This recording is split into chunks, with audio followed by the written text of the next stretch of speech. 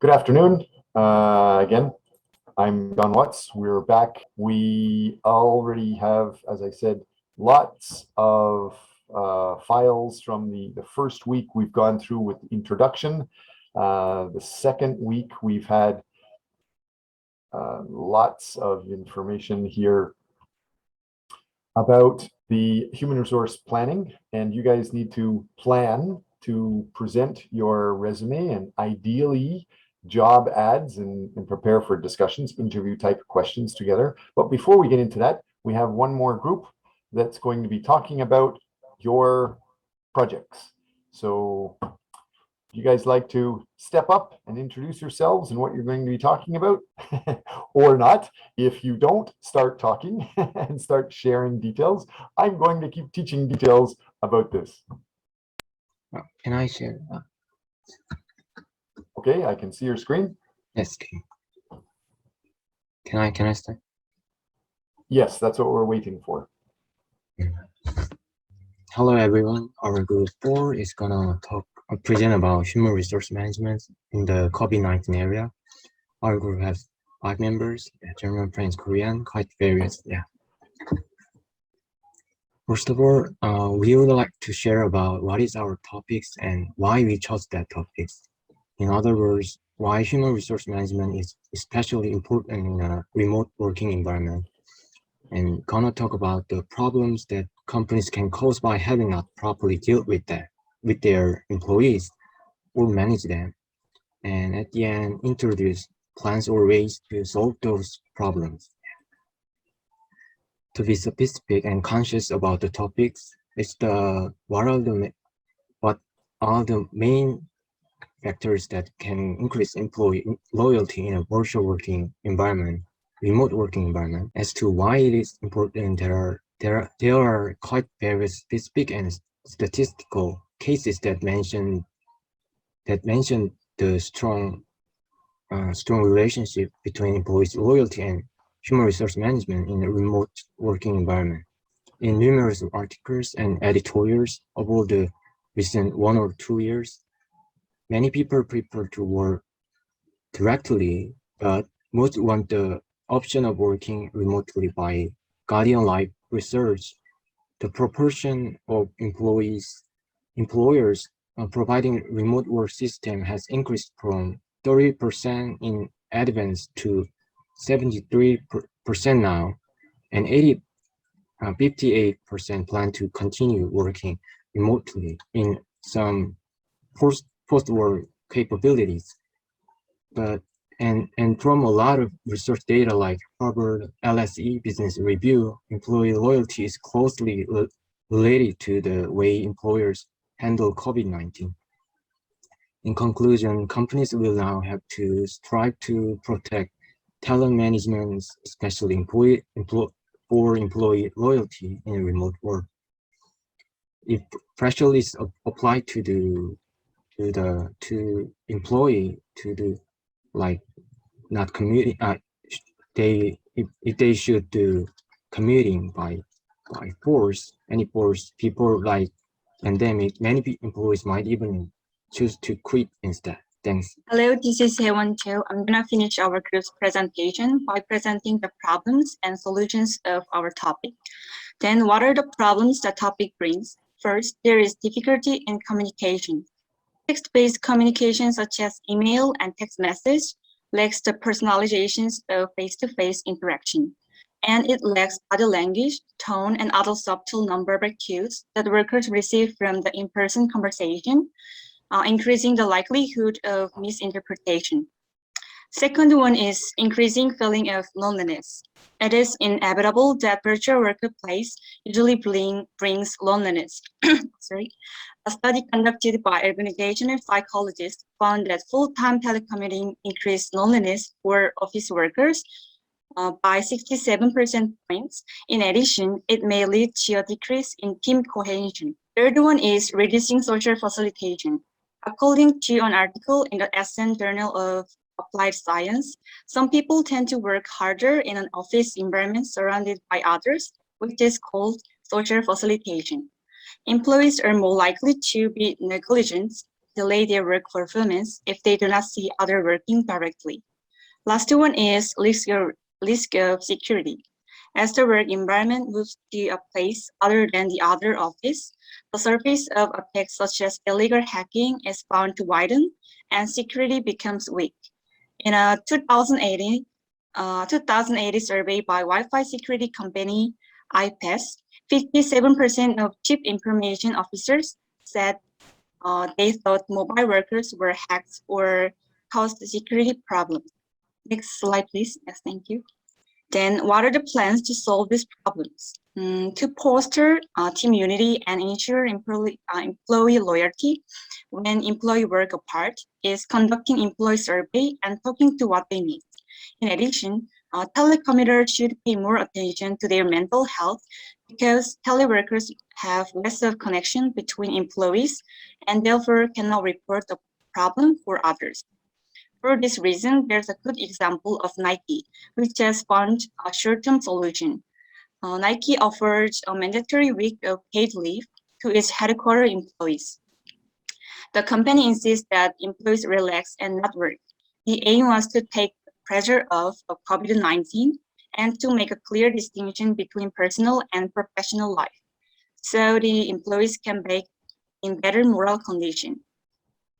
And then we're gonna proceed further with the topic of our group in the next presentation. This represent we used. So this is the end of our presentation. If you have any question, feel free to ask. Thank you for listening. Great. What about Tobias? I understand that you're not in that group. You are a regular audience.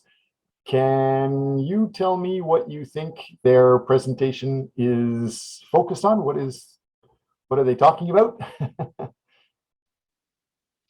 Yeah, I think it's an interesting topic because they chose the topic of HRM in times of COVID with the remote working, and I think that is especially helpful right now to address to big companies because it's like a very actual topic, and I think it will come back from time to time. Okay. What about you, Bastian? I believe you're also one of the audience. Do you remember what was their specific focus? I guess the focus on security leaks or security issues, but I totally agree with Tobias. So it's very good to deal with this kind of topic because it maybe won't be the last pandemic to deal with, and therefore it's quite interesting. Okay. Who else? Ozdebek, Anarov, would you be able to again identify what do you think these people are specializing in, and can you give a comment evaluating details? Sorry, Professor, I was a bit late. That's why I have no any comments. No comments yet. Okay.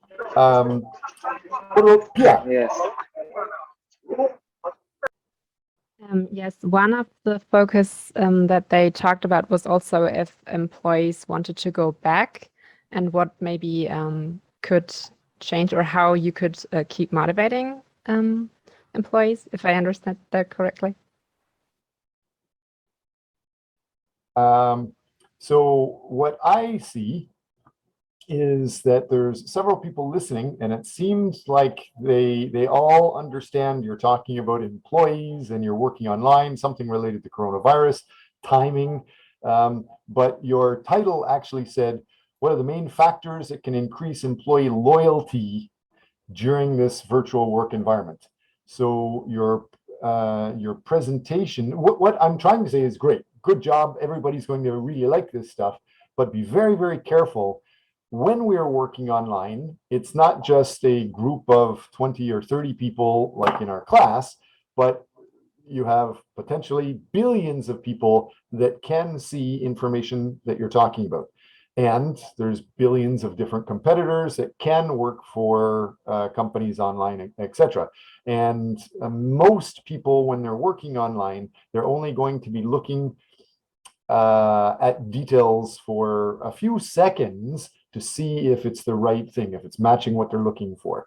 You started talking about employees, you started by talking about coronavirus, you introduced your actual title, but then you were talking about other things. I love the fact that you're going to present lots of information. Great. But for the world, it will help you guys if you try to specialize and promote those special details. Has anybody here developed marketing? Has anybody here developed websites? Anybody here aware of search engine optimization? Anybody here aware of what are keywords? Nobody here aware of keywords or how to develop websites and things like that yet? Really? Oh, okay. When you're working online, one of the things that we're going to be talking about today is that now technology is very, very popular. And it's shocking, especially shocking to me, this old man, that people many times aren't doing the jobs anymore. A lot of the jobs are being done by computers. And so job ads are being created by computers. The computers are managing the applications that are coming in and the resumes. The whole idea of factories and companies being controlled by robots is very, very big. And it's not just in, the advanced Silicon Valley type environment where you have robots making things and working.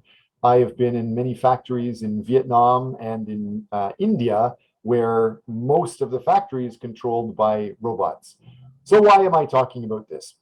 If you want to get a job, if you want to work online, if you want to manage other people, and then you understand that you should be working with computers more than the actual people, how does that impact you when you're going to get a job?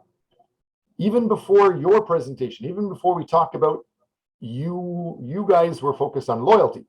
Before we hire somebody to be loyal, what do we need to look at?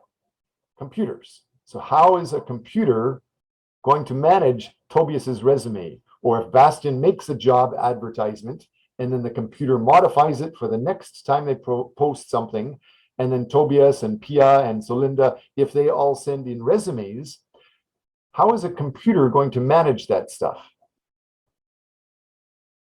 Do you think Bastian, a very, very good worker, is going to read every word of Tobias and Pia's and Solinda's resume?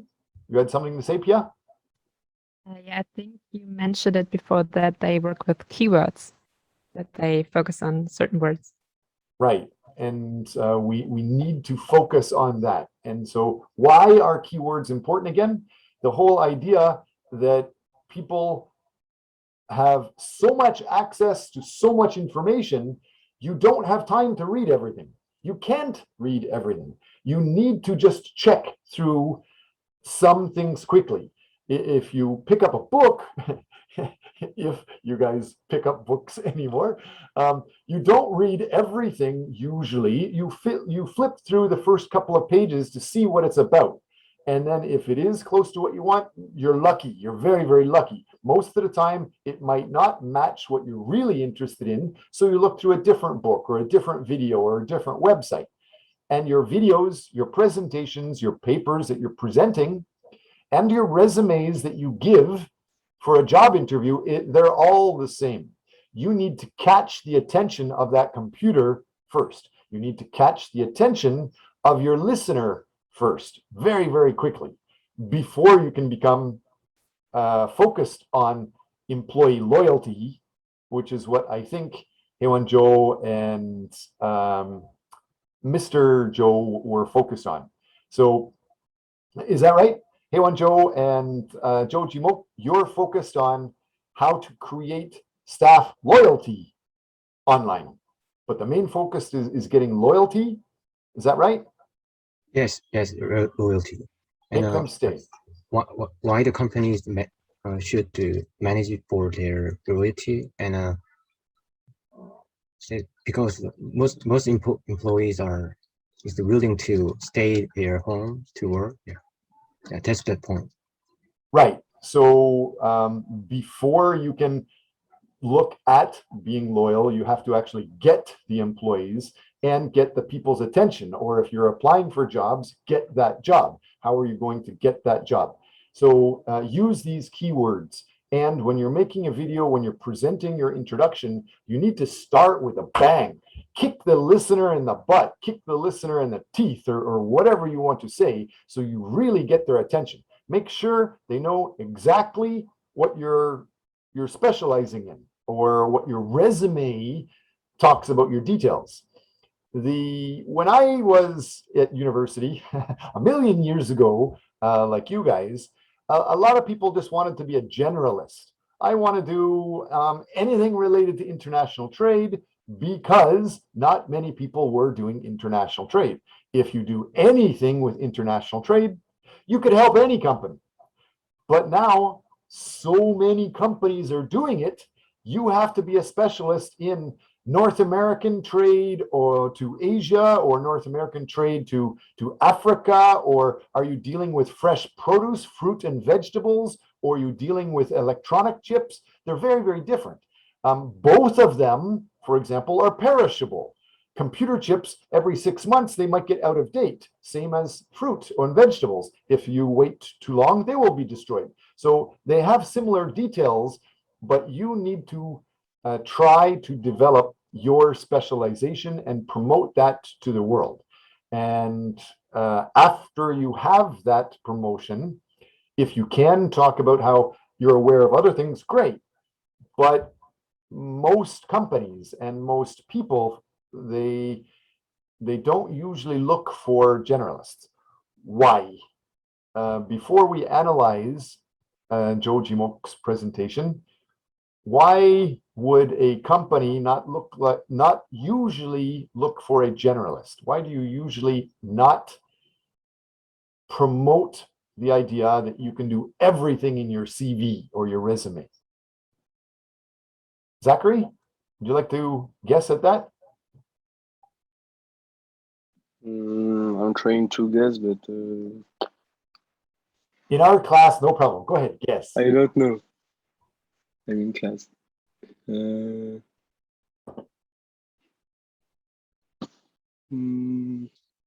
Really, I don't know. Sorry. Okay, so take a look at what you do. How do you do almost anything nowadays? If you're trying to do something serious, like apply for a job or write a paper, you usually start by going to the internet, and you don't type in generalist. You don't type in, I want to know anything about this. You usually start by typing in 1 or 2 words, maybe 6 words. And those 6 words are supposed to represent everything that you want to know. So your research paper, find out what are those 2 words for sure, and make sure you focus on that. And then if you want to get into 6 keywords or 10 keywords, make sure you're talking about that the most. Same thing with your resume. If a job is hiring somebody, that job advertisement will usually, a good one, will usually say 2 or 6 keywords for that job. There's not too many jobs that will just say Samsung hiring. When they focus on specific jobs, especially internationally, in Korea, it might be a little bit different. In Korea, they hire any university student. They bring any university student that's the best in the country into Samsung, and then they train those university students for many months. But that idea of bringing people in and then training you for many months is disappearing, and it's not popular outside of Korea, especially in North America, United States, and in Canada. They will interview you for key specific skills, and if they hire you during the Zoom video talk, they may very quickly give you a manual, maybe a training manual that talks about how to do the work at the company. Employees handbook or employee's training manual. You need to read that, learn how to work before you walk in and start doing your jobs. So be aware of that stuff. Your presentation today, Heywan and Jimok, it was a good presentation, but as we heard, several of your classmates, they heard just something related to jobs and something related to coronavirus working online. So make sure the next time you start talking, try to be very, very specific. Anybody wants to, before I go on too much with that, anybody wants to give you guys a advertisement? Let's change it around. Let's, rather than ask the audience, is Zachary, Joshua, Ravilala, Ati, Lefebvre, would you like to evaluate your presentation and give your own group a mark?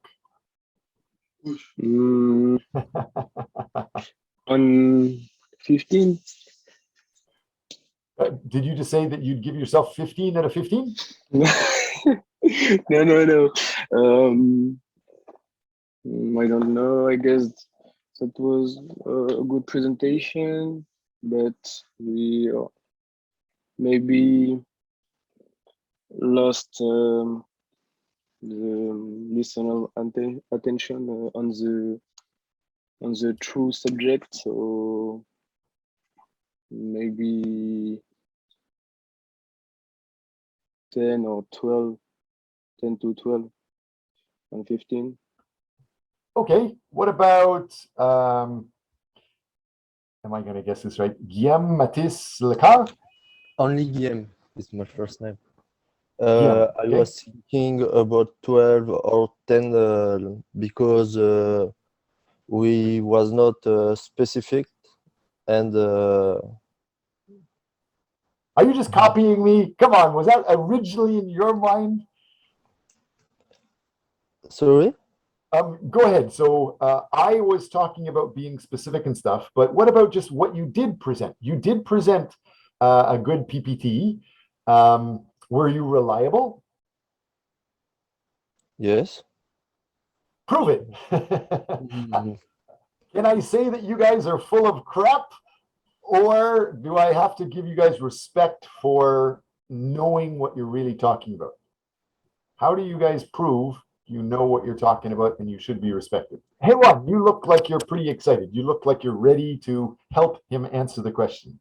Do you think the presentation today was very reliable, or am I allowed to be an internet troll and say, bullshit, that's crazy. You guys don't know what you're talking about. Are you reliable?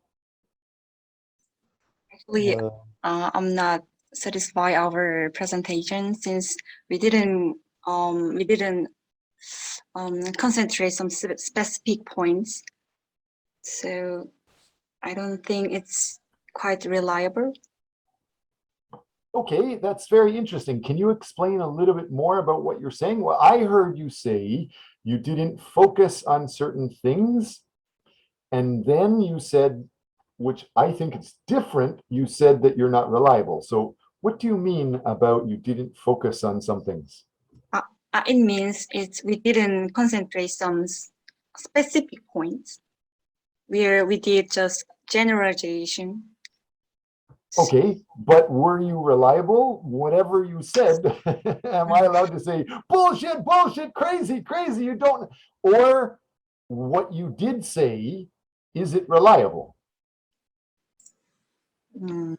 We have Remember, go we ahead. have referred to more than 20 articles and editorials and cited from Scopus and business reviews.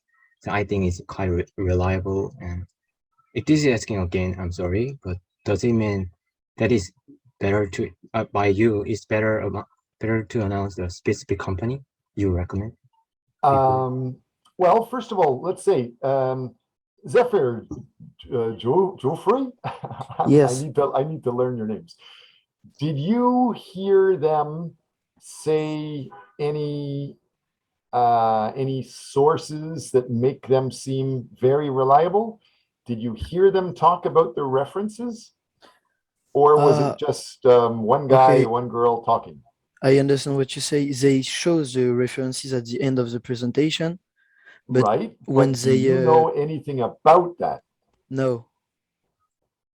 Okay, there we go. Right? So far, I think everyone in class, not just, let's forget today's presentation. Every presentation, you showed references at the end, but so what? You never talked about it.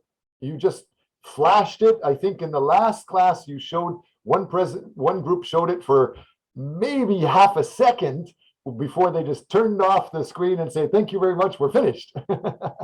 So, But I think they did mention an article. They didn't write it on the screen, but I think I heard it in the presentation. So for their protection. So I think they good. were quite reliable. Oh, okay. Whenever you're talking in the future, it is good to talk about you got your information from somebody else. Number one, if you say it, the internet trolls and people can attack you. If you show that you got it from somebody else, so this person says it and they say it in this year, that's how you reference. If you say that, people can't attack you. That's number one. Number two, completely different.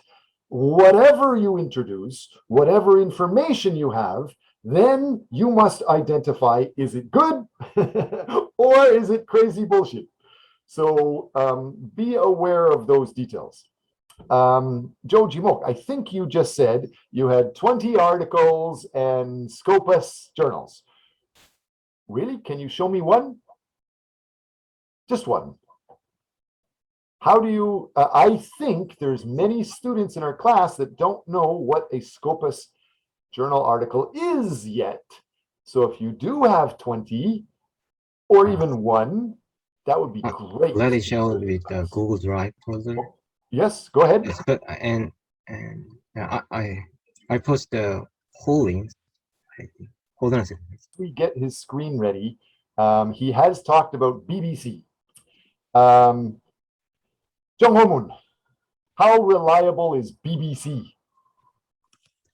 Well, according to your presentation, which talks about the reliability of the articles, a BBC was the like bottom area of the reliability ratio. But I could have been drunk that day. Why do you think that could be true? Why would I guess BBC or CNN might not be as reliable as other things?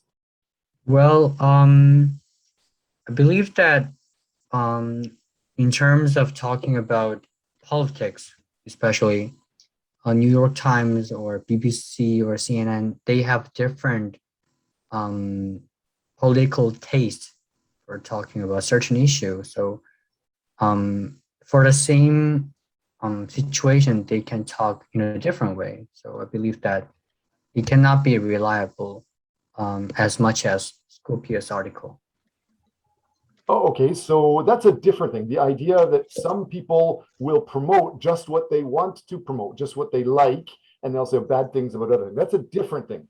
That could be very reliable and just biased, but you're right. Anybody else want to comment about identifying what is a good source, what is a bad source, what is a reliable source? Anybody else want to talk about that? Yeah, maybe articles that have been published in world-renowned magazines, they usually are pretty reliable because these magazines do a lot of work to check if the things that are promoted in the article are correct. And they usually use scientific research methods to. Okay, good. Usually. Now, Jimok, you just shared a link from your files with the class in the chat. And I believe your link was talking about, okay, you use McKinsey and you showed another link from Forbes. And in your PPT presentation, your very first reference is from Harvard Business Review. Those are all very famous organizations. McKinsey, I think the last one you just shared, is one of the world's biggest consulting companies. And Harvard Business Review is a very, very popular, very, very famous magazine as we identified it, but it doesn't actually follow the scientific methods because it doesn't show references. However, we do still respect Harvard Business Review just because they're so popular. Anyway, be aware of that. Why do I talk about that? Because you guys want to get jobs. You want to learn about hiring people, managing people. Somebody's going to come and you're going to interview them. Today, we're talking about how do you manage recruiting? How do you manage interviewing? How do you manage hiring people? Trust me, you're going to get lots of crazy stuff during interviews. So Linda Cheng, can you tell me what kind of job would you like to have 5 years from now? What kind of my dream? Sure, dream job. Sure. I don't really have a dream job, but I would like a good job to be to have a good life. So I think I would like to work in finance. Okay, so I stopped listening as soon as you said you don't have a dream job. If I am interviewing somebody and that person doesn't care about the job, if they're only in it for the money, they're usually not really good. No. So I'm just telling you what normal HR usually says. So if you are going to talk to a company in the future, if you are going to share your resume and share your career details with any serious company in the future, the only thing they want to hear is you dream of working specifically for them. If you start talking about how you haven't decided, they're probably not going to decide about hiring you. Yeah, because so regardless of the truth, make sure you know that fact. Go ahead. Continue, Celinda. For me, for the moment, I'm always motivated for something, for every job. So I really want to have a different experiences. That's why it's very hard for me to choose. Okay. So the company people that are hiring, the HR managers, their job is to find the best person that is going to do this job. And so they're looking for people that they have to have experience with this, number one, but then they're also looking for somebody that loves this. If you don't care about the job, you are probably going to leave later. What's the problem with that? Do you guys know how much it costs or how long it takes to hire somebody? Let's say normally people work for many, many years. And if somebody quits and then you have to hire somebody to replace that person, how long does that process take? 1 month. Wow, I wish. That would be amazing. More? Big companies. Maybe about half a year or longer. Half a year. Let's talk Celinda's currency. She's talking money. She wants good money to have a good life. How much of a salary does a company usually have to pay just for the process of dealing with a staff quitting and then getting a new staff in that job? What are some of the, ultimately I'm looking for how many days, how many weeks, how many months of that pay is required. But before you answer that, you can guess if you want. Let's start thinking, what are the expenses? What does it cost a company to hire somebody, to hire a new employee? Pia, you're about to say something? Yes, I think I read about it. So first you have to have the marketing costs to get maybe your job expose out there, or your job description. Then you have to hire or of course pay the recruiter. You have to maybe pay people who momentarily do the work in case it's really needed. Yeah, those are the ones that came into my mind. Good. Anybody else? Guillaume Lecard, would you like to guess and add to the list? What else does a company generally financially how are they impacted when they hire a replacement staff? I can't hear you. You need to turn your microphone on. There we Yes. go. But they have to find another person, and it would be some cost. And in different country, they also pay the people who was fired. Yes, you also have to pay the salary of the people that are quitting. Yes. Yes. Good. Bastien, would you like to add details? I don't know. Have scouts already have been mentioned? Whether you have to pay for headhunters and guys who are So looking for qualified stuff.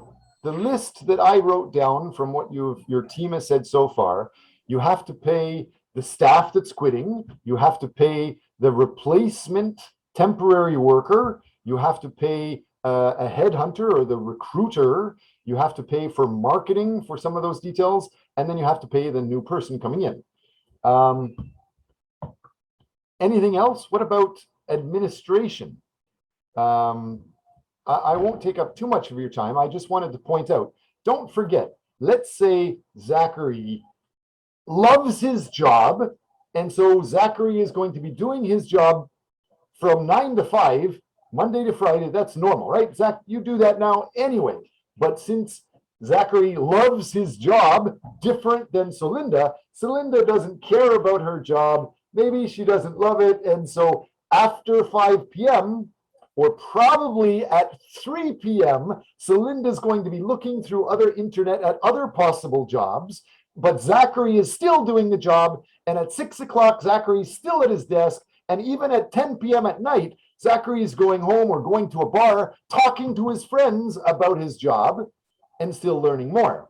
So Zachary is spending much more time on the job and learning more about the job and full of energy about the job, versus Celinda finds out that, this job's so-so, I'm looking for something else. Of course, Celinda loves it too, but just for example, right? So when Celinda was hired, and if she was working, but then all of a sudden she decides she's going to change her job, it doesn't happen in one day. Not unless you're working for me and I punch her and then she quits immediately. That usually doesn't happen. She usually makes up her mind over probably several weeks or several months. And so during those weeks, during those months of work, she slowly thinks less and less. She does less and less of her job every day. So everybody around her has to do more and more of the work for her. And even the secretaries and the administration have to do more work for her because she's not doing as much work.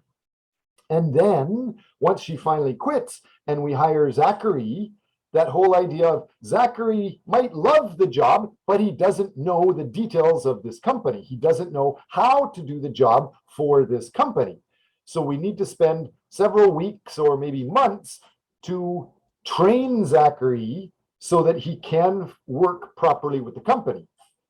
And so let's say the boss of Celinda has to slow his job down to do more work for Celinda. And when Zachary is hired, the boss still has to slow his work down so that he can give attention and train Zachary. And it's not just the boss, it's the boss, all the people around Celinda, all the people around Zachary, all of those people slow down. You're not at maximum performance, you're not at maximum productivity when somebody quits and when somebody gets hired. Usually they say it's about 1.2 years of pay is what a big company should plan to spend when they're replacing staff.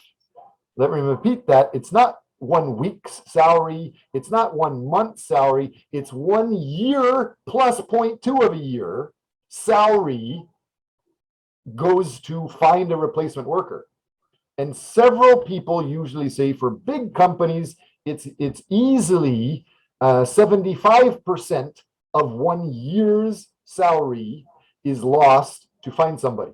Don't forget, just your headhunter, a job agent that introduces Zachary to the company, that person often gets at least 20 to sometimes 30% of Zachary's full year salary. 30% is paid to that agent, that recruiter. So those numbers are really, really high. So make sure you're aware of it. If you're with a big company like McKinsey or any bank, some people are thinking financial companies, right, Celinda? If you're working with those big companies and they know the pay is very high, if somebody quits and then you have to hire a new person, that's like hundreds of thousands of dollars just lost just to get a new person. So they're not going to have just any HR person managing it.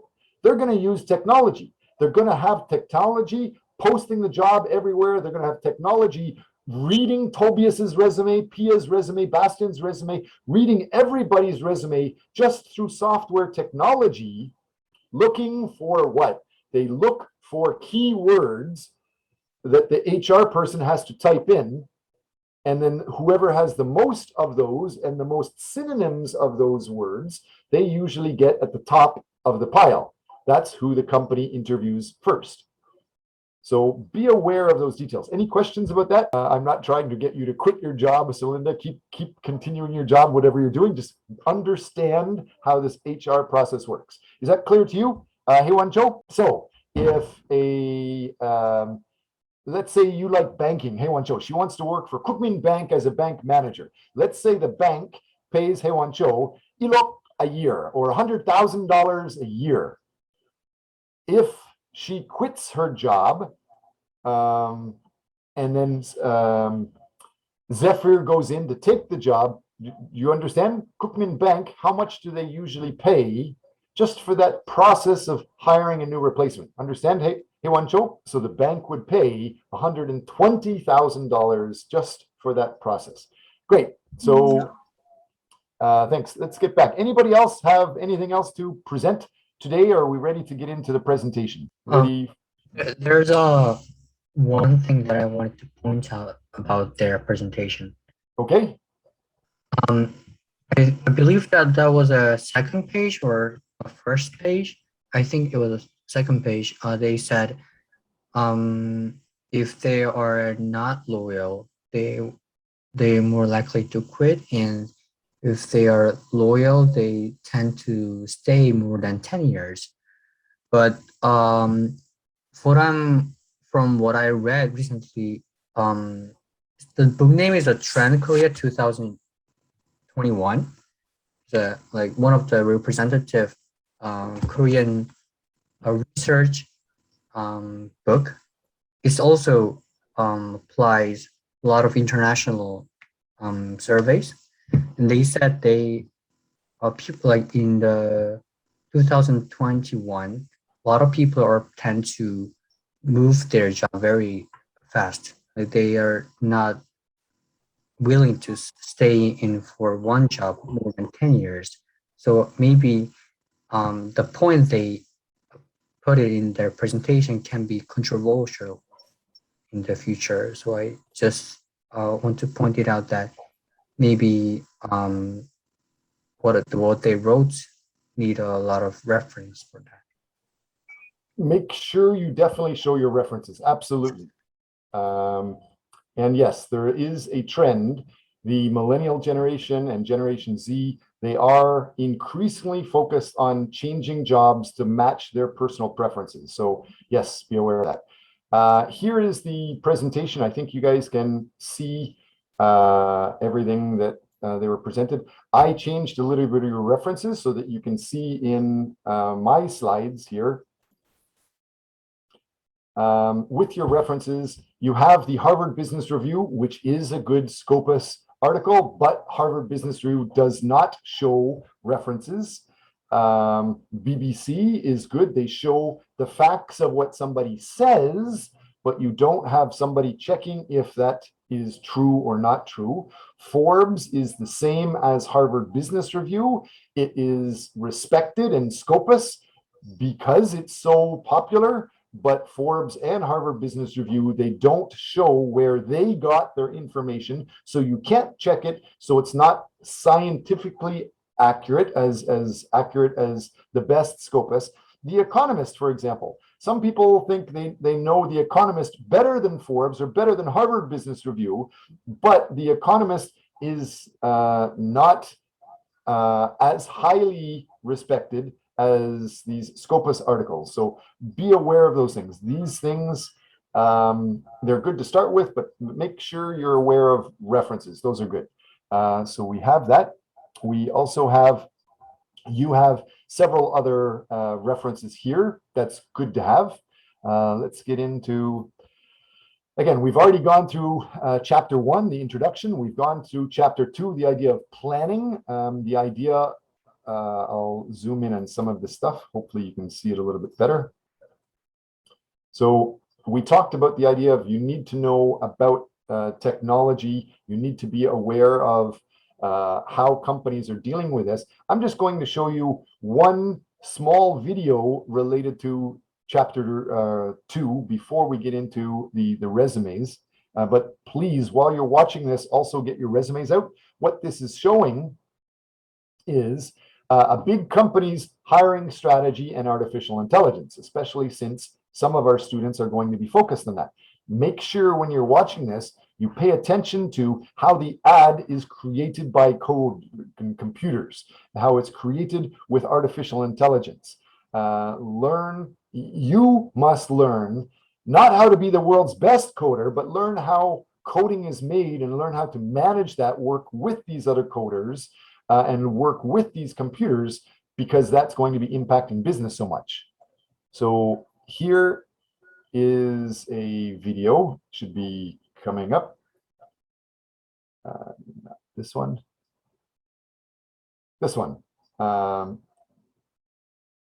Artificial intelligence for recruiting is an emerging category of HR technology, designed to reduce or even remove time-consuming activities, like manually screening resumes. Screening resumes still remains the biggest challenge in talent acquisition. It is found that 52% of talent acquisition leaders say the hardest part of recruitment is identifying the right candidates from a large applicant pool.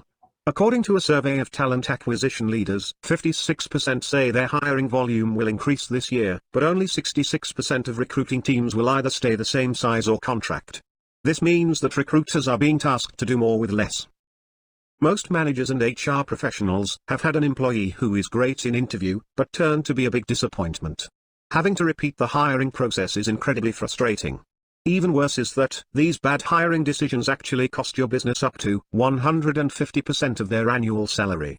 Many employers passively accept the high staff turnover, reduced productivity, low customer satisfaction, and wasted training investment resulting from bad hires, because they are simply unaware of these massive hidden costs. So that's the basic cost. You can hopefully understand, you can speed up that volume, you can speed up that talk, you can edit that talk. Everything that we just heard, it's not coming from a guy, it's coming from a computer. It's coming from coding. This whole presentation is not by a human being, it's just by coding. Jobs are increasingly being done by coding, including these advertisements. So we're aware of that. That's just one thing. We've gone through, we've talked about a variety of other things. This other presentation on slide 18 of week 2 talks about the job markets and how it's going to look after coronavirus. So we're going to look at this, and then we're going to get into our sharing resumes. So we're going to look here. Oops, is that right? So from 1:20 to 2:30.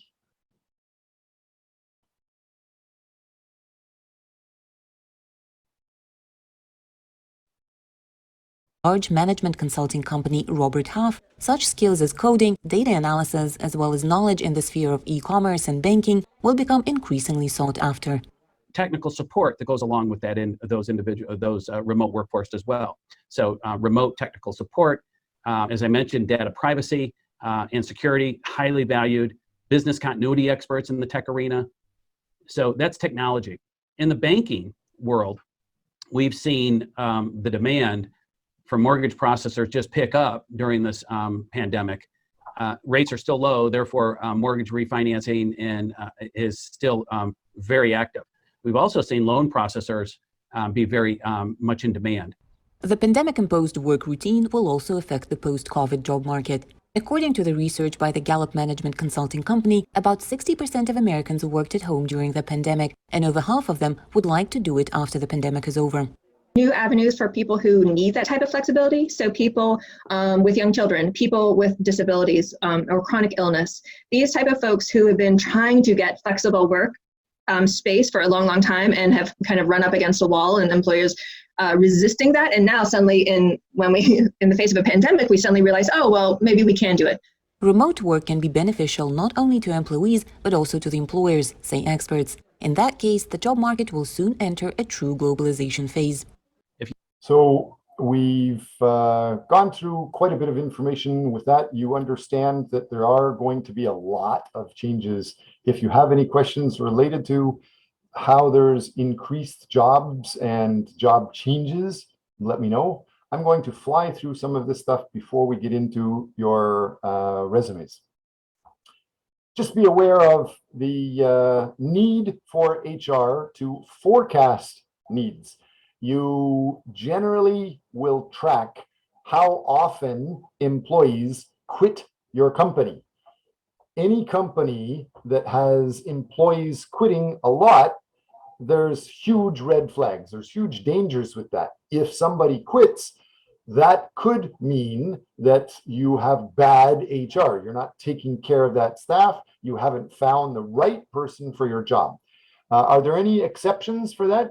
What are some types of jobs that you should expect your staff to change quickly and frequently? Any guesses which types of jobs staff change quickly and frequently? Maybe an waitress or waiters.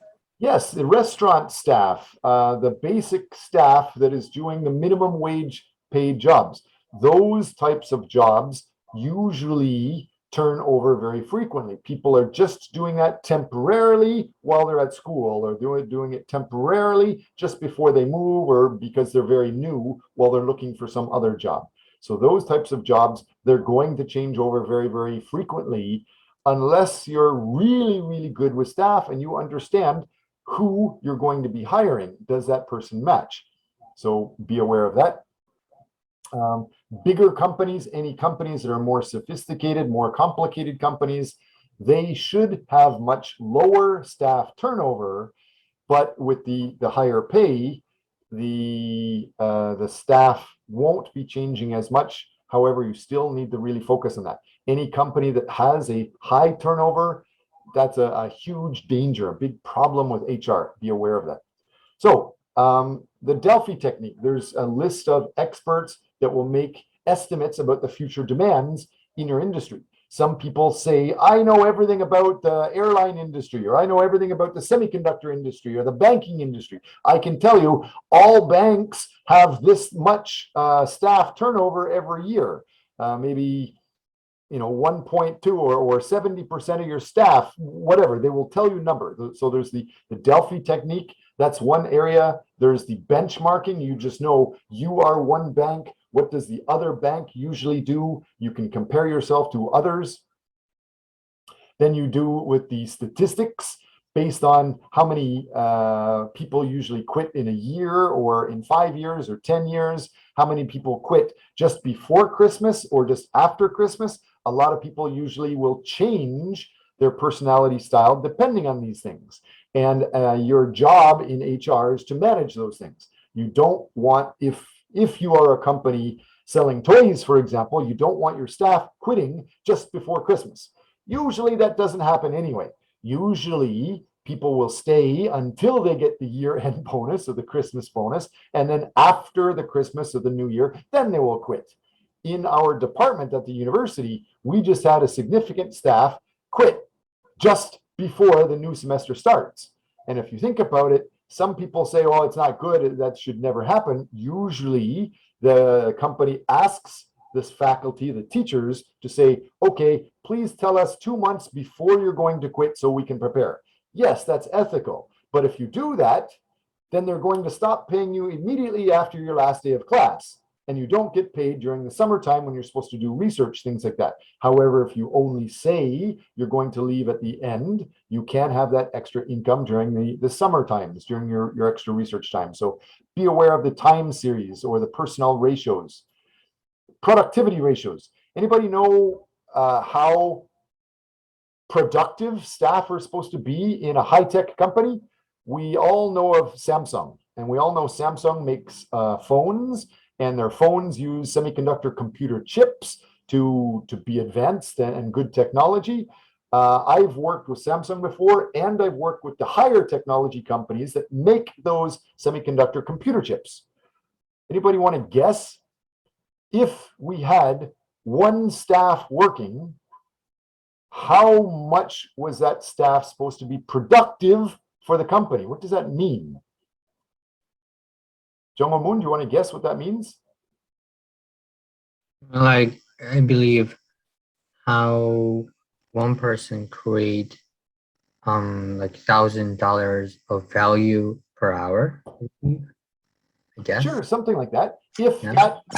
that staff is paid $100 an hour, then yes, usually the company would be expecting them to be working more or earning, the company should be earning more than $2,000 per hour. A lot of the time, when I was in the semiconductor industry, they were saying that it's like $2.5 million to $2.7 million per staff. So however much money the company was making at the end of the year, divide that total sales by the number of staff, and it should be around 2 to 2.7. That's one way to identify some companies. That's what we're talking about with the productivity. Regression analysis. You can use a lot of statistics to do different things. The idea of determining the human resource requirements, skills inventory, looking at the personal data, the skills, the special qualifications, salary, job history, company details, all of these different things you should be looking at. So let's take a look now at some of your resumes. So when we're talking about recruiting employees, we need to be aware of a few different things. Here is I don't know what this is showing. Here is an article that is provided by consultants. I can't say that it's highly reliable, but it's saying that this year in the United States, it has the highest number of job openings, period, ever. And it also has the highest number of job resignations ever. So they were saying that there's 10 million job openings and 3.9 million people quit their jobs. And I believe that was just in June. So the current job market has hit records. The links for the details are down here for your reference. In June of 2021, United States had more than 10 million job openings. That's the highest number ever recorded. Millions of Americans quit their job for better work, and they call it the Great Resignation. In June, another 3.9 million workers quit, just shy of that earlier record. So companies are hiring and dealing with people quitting a lot, and that's probably going to increase. So you need to understand HR is going to be looking for good people, and no matter what industry, what company you're going to be working for, they're going to be looking for new things. So what do you need? What do you really need to apply for a job? You have to have obviously a resume and a curriculum vitae or a CV and a cover letter. Many people ask, do you need a cover letter? Do you need an introduction letter? Yes, because the resume is just supposed to be based on facts. The CV is supposed to be based on facts. You need some way to market yourself, to talk about how you are created for them. Right, Celinda? You're not going to say, I haven't really decided if I really want to work for your company, but I thought it was kind of interesting, so I applied. You never say that. You should be saying in your cover letter that your job application looks perfect and I've been waiting for this opportunity my whole life. Right, Celinda? Any questions about that? You're right. So I want you guys how much time do we have left in class? How much time do we have left? We have 10 minutes left in class. So I'm just going to start showing you some of these details. Make sure that you're aware when somebody shows you their resume and you pretend to have a job opening, if that person is not interested or just so-so about the job, you should be interviewing the next person because you're looking for somebody that really wants to stay with it. So show you are interested in the job, you're interested in the company. Before you start the interview, you should do research and know about the job, know about the company. If I interview somebody, and I've interviewed many people, and they ask during the interview what my company does, they're not going to get the job. If they don't care enough to try to find out what we're going to talk about in the meeting, they're not going to do any job very well. So I also identify what makes you uniquely qualified for this role. Make sure your cover letter is unique to the employer and that job description. Personalize it. Use the correct hiring manager name, position, company. Should your resume be 1 page or 2? That's debatable. If you guys are interested, I can show you my resume. Here is, it might take a little while to load because it's a little bit more than 1 page. This is my cover letter. Obviously, it should be tailored for each application. In addition to the cover letter, these are, they should be interesting TV stories, magazine stories, news stories, talking about how I've done impressive things. Here's the main qualifications here, but then here is the main CV. This is the summary, 1-page summary, but then in addition to that, these are the details of the work that I've done. Here are the classes that I've generally been teaching, examples of the classes, research focus, because that's a big part of teaching, more publications. All of these things are articles or books that I have published, and it goes on quite a bit. Then it goes down to, here are some degrees that I've had. Here are some transcripts, extra degrees, recommendation letters. So mine is, I think, more than 35 pages. You obviously don't need it. So when people say it has to be 1 page, usually your resume should be appropriate to your experience and the job. If it's a simple job, yes, a simple resume should be okay. But there's no one word. Each job, each person, it's up to you. So any questions before I put you guys into groups to start interviewing each other and looking at your resumes, or at least talk to each other about what should be in a resume and how you can work with some of these things? Any questions? Going once. I can't see your faces, so I'll just assume no questions yet. Anybody have a resume that you'd like to share before we start? Joe Moon, no, he's like looking back. No, I don't want to show mine to everybody. On my screen in this week 3 PPT, it shows an example of what is a good resume, and it explains why. Why is this a good resume? It goes on to talk about what should go into an introduction or a cover letter and why. It also talks about what you should do before you go for a job interview. You should think about what are the questions they're going to ask. More importantly, what should you say about those questions? How about Tobias? If I ask you in a job interview, and the job interview is to be an assistant bank manager, I ask you, what is your greatest weakness? What would you tell me? Yeah, I'd be prepared, hopefully, for that. But in that moment, Can anybody in the class identify to me what would be the a good example of your greatest weakness or a big problem that you've had to overcome? Like, if I apply for a banking position. Sorry, could you say that again? If I apply for the banking position, Yes.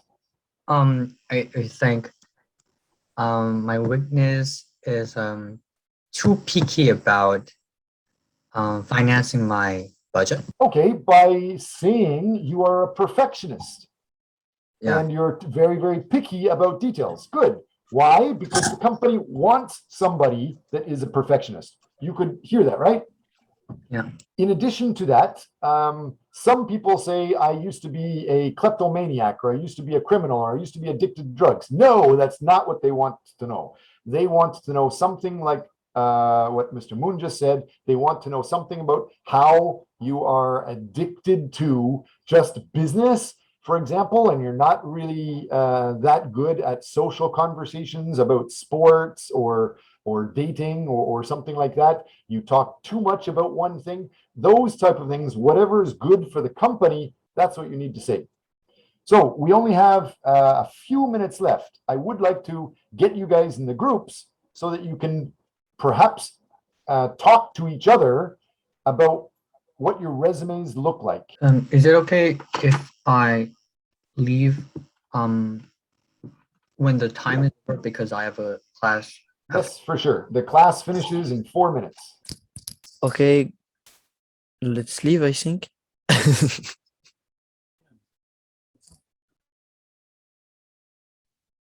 Bye. Goodbye. Bye. Goodbye. The other team has already contacted me. They've already left. It's just our team left. If you still have questions, let me know. I'd be happy to help answer your questions. I guess I won't see you for over a week. See you next week after the holiday. Any other questions or comments? Not for me. Thank you very much, folks. Thank you, Professor. Thank you. Goodbye. Bye.